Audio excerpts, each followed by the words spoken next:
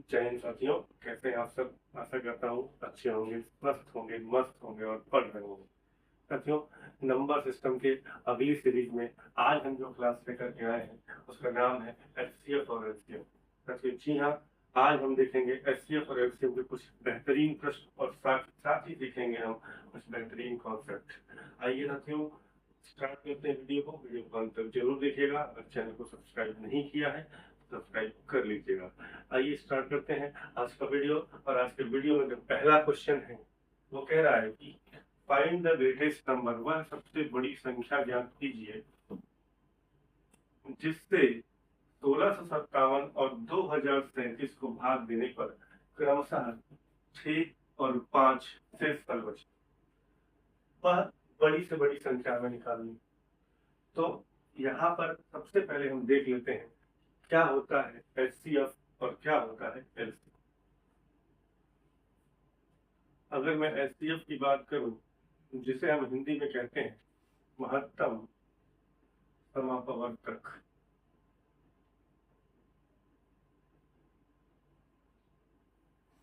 मैं इसे कह सकता हूं the largest number, the largest number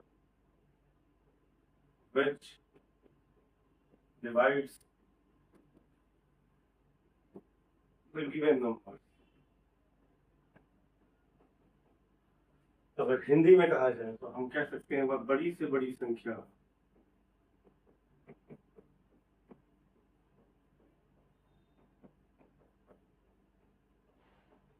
वह बड़ी से बड़ी संख्या जो दी गई संख्याओं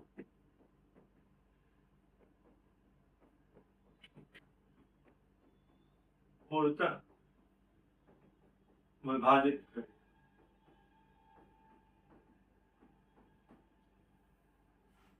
वह बड़ी से बड़ी संख्या होनी चाहिए जो दी गई संख्याओं को पूरी तरीके से विभाजित करे।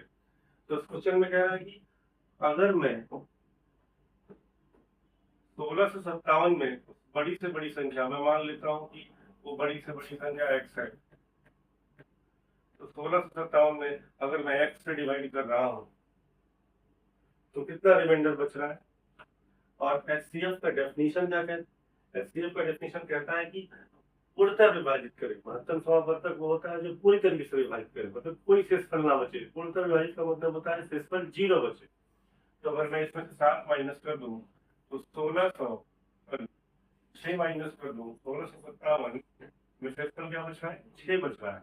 6 माइनस कर दूं तो 1651। ये x से उस बड़ी से बड़ी संख्या से पूरी तरीके से विभाजित होना चाहिए। ठीक इसी प्रकार 2037, इसमें से अगर मैं 5 माइनस करूं तो 2032 x मतलब उस बड़ी से बड़ी संख्या से पूरी तरीके से विभाजित होना चाहिए। तो अब बात आती है कि मुझे वो संख्या चाहिए, वो बड़ी से बड़ी संख्या चाहिए। बड़ी से बड़ी मतलब एचसीएफ संख्या चाहिए। मुझे वो संख्या से जो चाहिए वो क्या है? 2032 और 1651 का एचसीएफ। तो इस एचसीएफ को कैसे निकालें? तो आप नोट बनाकर लिख सकते हैं HCF can not be greater then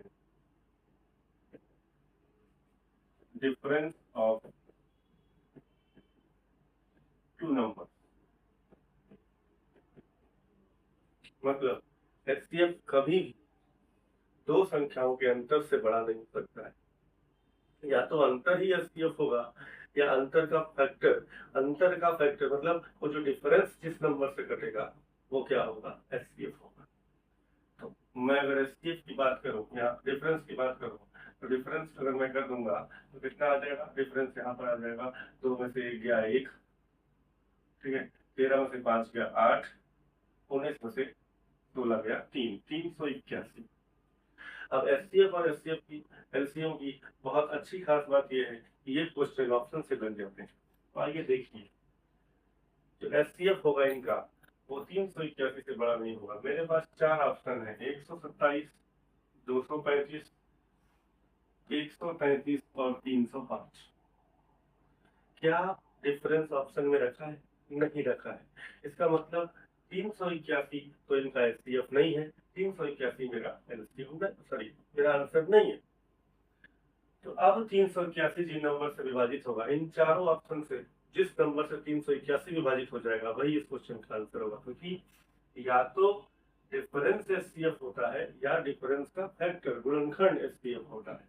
तो अगर मैं बात करूं 381 ना तो 235 से घटेगा, ना ही 305 से घटेगा, ना ही 133 से घटेगा, तो हमारे इस क्वेश्चन का आंसर 127 ऑप्शन नंबर 1 हमारा सही आंसर होगा। आइए दोस्तों पेपर नंबर चलते हैं। स्टार बनाएंगे इस क्वेश्चन पे। बेहतरीन क्वेश्चन पूछा गया है। क्वेश्चन कह रहा है कि दो संख्याओं का मौसम एचसीएफ 23 है और उनका एलसीएम अन्य दो गुणनखंड 13 और 14 है। दोनों संख्याओं में से बड़ी संख्या को।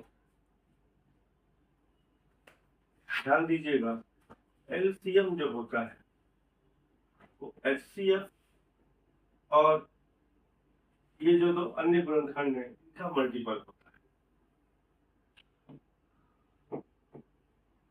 है। एलसीएम बराबर एचसीएफ इंटू ए और बी क्या है, ये दोनों को प्राइम होने चाहिए, सह अभाज्य होने चाहिए। बी और बी क्या होने चाहिए, सह अभाज्य होने चाहिए, को प्राइम होने चाहिए। ठीक है, तो कह रहा है कि एचसीएफ दिया गया है, एचसीएफ कितना दिया गया है 23 और ए की वैल्यू दी गई है 13 और बी की वैल्यू दी गई है 14।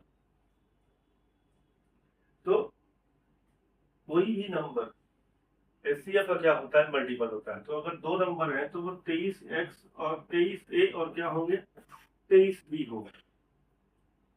तो a की वैल्यू 13 है, 13 रखेंगे 23 इंटू 13 तो एक नंबर आएगा। b की वैल्यू 14 है, 23 इंटू 14 रखेंगे तो एक वैल्यू आएगा। मुझसे पूछा गया है कि बड़ी संख्या कौन है, तो बड़ी संख्या एकदम स्पष्ट है, 23 और 14 का मल्टीप्लाई करेंगे तो बड़ी संख्या आएगी। जहां अगर मैं इस सवाल को कह दूं यूनिट डिजिट से सॉल्व हो गया, 4 3 12, यूनिट डिजिट कितना आएगा 2, ना तो इसका यूनिट डिजिट 2 है, ना ही इस ऑप्शन का यूनिट डिजिट 2 है, ना ही पहले ऑप्शन का यूनिट डिजिट 2 है। तो इस तरीके से 322 option number B, option number C हमारा सही आंसर हो। अगला प्रश्न देखें, कह रहा है कि दो सह अभाज्य संख्याओं का गुणनफल 117 है, उनका लसन एलसीएम क्या होगा। ध्यान दीजिएगा, को प्राइम नंबर सहअभाज्य संख्या,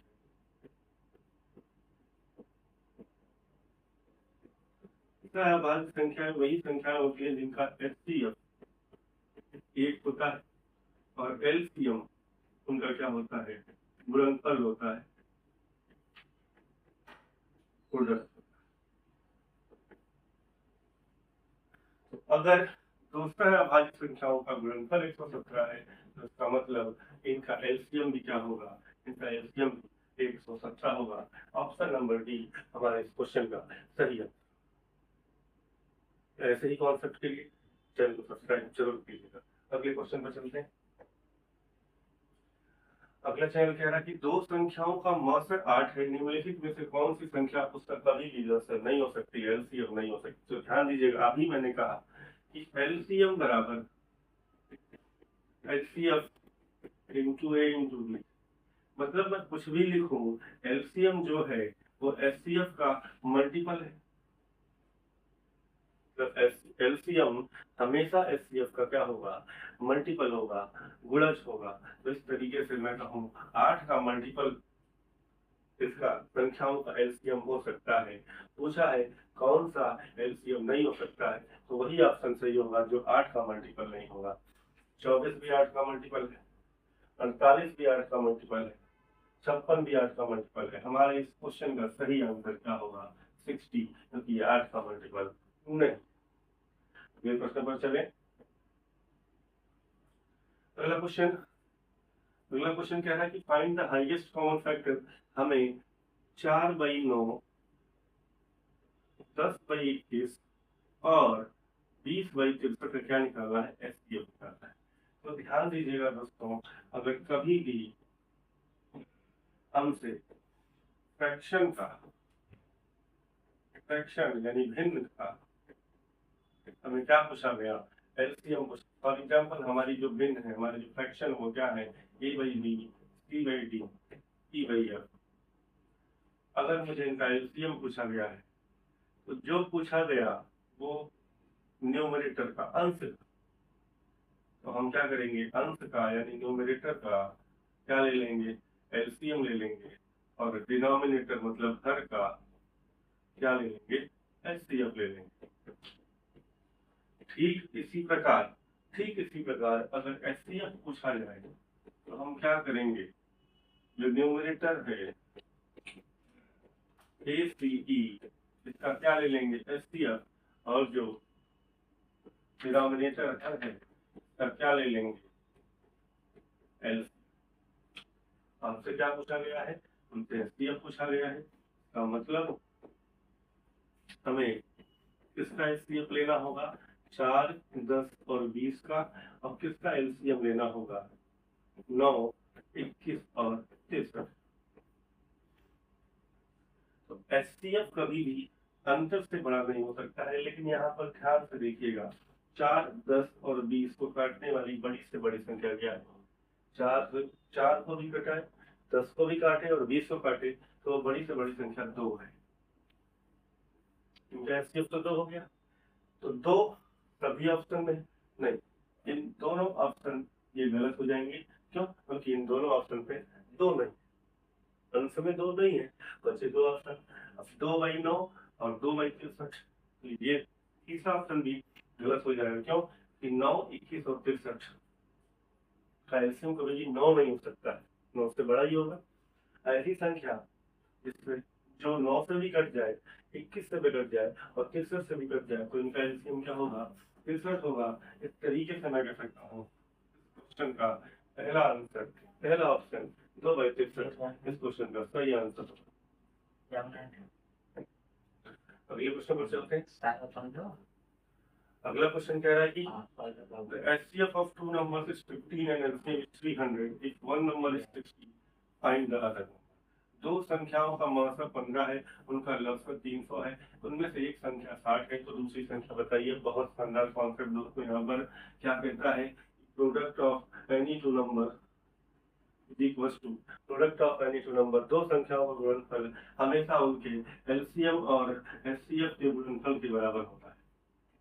तो इस तरीके से पहला संख्या हमको दे चुका है 60, दूसरी संख्या हमें निकालनी है। एलसीएम दिया है इनका 300 और एचसीएफ दिया है 15। तरीके से हम कह दें तो 60 बचे 300, दूसरी संख्या हमारी क्या होगी, 75। 75 हमारे इस क्वेश्चन का सही आंसर। ये क्वेश्चन पूछ रहे,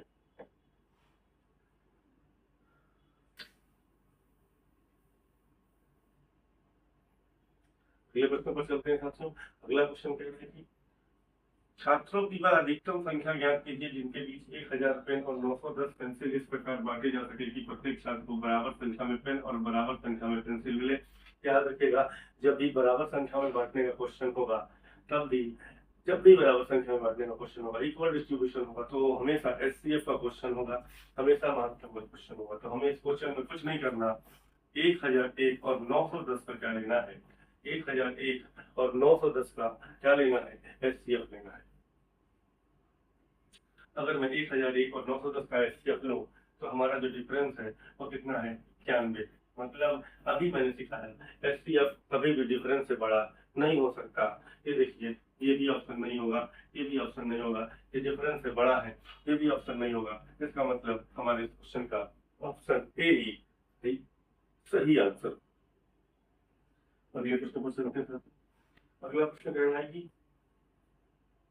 दो संख्याओं का मात्रा 21 है, लसागु 4641 है, उनमें से एक संख्या 200 और 300 के बीच स्थित है, तो वो दो संख्याएं क्या है। क्या क्वेश्चन ऑप्शन से लग सकता है? जी हाँ, बिल्कुल। ऑप्शन पे आइए, ऑप्शन में देखेंगे तो एक संख्या 273 सभी ऑप्शन में, तो इसका मतलब क्या हुआ, एक संख्या क्या हो गई, 273 हो गई। चारों ऑप्शन में एक संख्या 273 कॉमन है, तो मतलब 273 एक संख्या हो गई। और हमने अभी सीखा product of two number is equal to LCM into HCF. दो संख्याओं का गुणनफल उनके एलसीएम और एचसीएफ के गुणनफल के बराबर होता है। तो एक संख्या निर्धारित हो गई 273। दूसरी संख्या अगर हम निकाल लें, एचसीएफ कितना दिया है 21 और एलसीएम दिया है कितना 4641। यहां से मैंने क्या किया कि 273 से एक संख्या हमारी निर्धारित हो गई 21 को उस 73 से काटा तो 21 से कम 21, 21 से कम 21, ठीक है। और फिर यहाँ क्या बचेगा 6, 21 या 63, 13 से इसको काट दिया हमने, 13 13 दिया 39, 7 46 74, 13 पचे 65, 13 पचे 65, ठीक है। कितना बचा 9, 13 पचे 65, 65 9 64, ठीक है। 91, 13 सत्तर 91। इस तरीके से ऑप्शन नंबर ए हमारे इस क्वेश्चन का सही आंसर होगा। दो संख्याएं 273 और कितनी होंगी 357। अगले प्रश्न पर चलते हैं साथियों। कह रहा है कि वह बड़ी से बड़ी संख्या बताइए जिससे मैं 29, 60 और 103 को डिवाइड करूं तो क्या बचे 5, 12 और 7 बचे। मैंने कहा शेषफल ना बचे। जब भी शेषफल वाला क्वेश्चन एससीएफ में आ रहा है शेषफल को माइनस कर दीजिए। शेषफल ना बचे अगर 29 माइनस 5 मतलब 24, 60 माइनस 12 मतलब 48 और 103 माइनस 7 मतलब 96। मतलब मुझे वो बड़ी से बड़ी संख्या चाहिए जिससे 24, 48 और 96 पूरी तरीके से विभाजित हो। यहाँ आप देख सकते हैं 12 से भी विभाजित है, 8 से भी विभाजित है, 16 से भी विभाजित है। 16 से तो ये 24 से विभाजित नहीं होगा तो 16 कट गया, लेकिन 8 से भी विभाजित हो जाएगी सारी संख्याएं, 12 से भी विभाजित हो जाएंगी सारी संख्याएं और 24 से भी विभाजित हो जाएंगी सारी संख्याएं। लेकिन हमें क्या चाहिए, हमें सबसे बड़ी संख्या चाहिए और इन तीनों में सबसे बड़ी संख्या कौन सी है 24 है। तो ऑप्शन नंबर ए हमारे क्वेश्चन का सही आंसर होगा। आइए दोस्तों चलते हैं आखिरी क्वेश्चन पर आज की वीडियो के। आखिरी क्वेश्चन और सबसे मजेदार क्वेश्चन। आखिरी क्वेश्चन कह रहा है कि हमें एसटीएफ निकालना है 4.8, 0.72 और 9.6। इसका सबसे आसान तरीका है दोस्तों, इसको फ्रैक्शन में बदल लेते हैं। 48/10, 72/100 और 96/10। अगर ये कट रहा है इसे काट लीजिए। 24/5, 4 से काट दिया। 18/25, 2 से काट दिया। 39/5। अगर हमें एचसीएफ निकालना है तो मुझे न्यूमरेटर का एचसीएफ चाहिए और डिनोमिनेटर क्या चाहिए एलसीएम चाहिए। अब आंसर भी पॉइंट में। तो अगर मैं एचसीएफ की बात करूं 24, 18, 48 तो वो बड़ी से बड़ी संख्या। हम डिफरेंस ले लेते हैं, अगर हम अंतर ले लें तो 24 और 18 का अंतर कितना हो जाएगा 6 का। मतलब क्या कि हमारा एचसीएफ 6 से बड़ा नहीं हो सकता, या तो 6 होगा या तो 6 का फैक्टर होगा। क्या 6 से तीनों डिविजिबल है? जी हाँ। 28 भी 6 से डिविजिबल है, 18 भी 6 से डिविजिबल है और 48 भी 6 से डिविजिबल है। मतलब एलसीएम कितना हो गया, इनका एलसीएम कितना हो गया 6 हो गया। 5, 5, 25 का एलसीएम हम सभी को पता है कि कितना हो जाएगा 25। आंसर क्या होगा, ऊपर नीचे 4 का मल्टीप्लाई कर दीजिए। 24/100 मतलब हमारा इस क्वेश्चन का सही आंसर होगा ऑप्शन नंबर ए 0.24। साथियों अगर वीडियो पसंद आया तो वीडियो को लाइक जरूर कीजिएगा। फिर मिलेंगे, तब तक के लिए धन्यवाद।